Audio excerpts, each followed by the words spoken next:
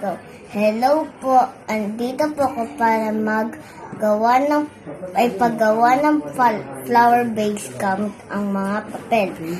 Ito po ang bote ng kailangan natin at glue and water po and papel po. So, pupunit-punitin lang po natin katulad ng ganito at ididikit natin sa bote.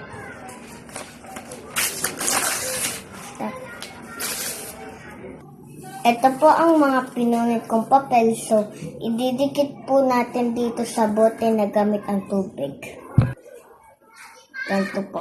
Idikit po natin katulad ng ganyan. So, itutuloy patuloy-tuloy lang po.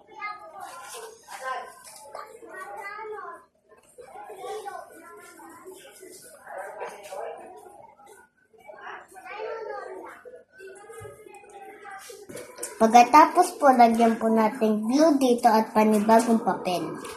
Dito mo.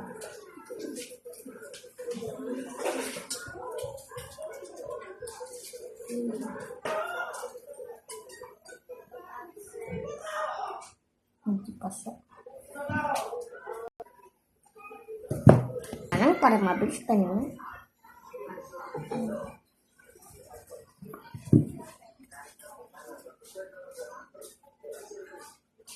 So, ito na po nagawa na natin po, ilagyan ng glue. Pagkatapos po, patuyuin po natin to at pagkatapos patuyuin po, lagyan na po natin ng kulay na kahit anong gusto nyo.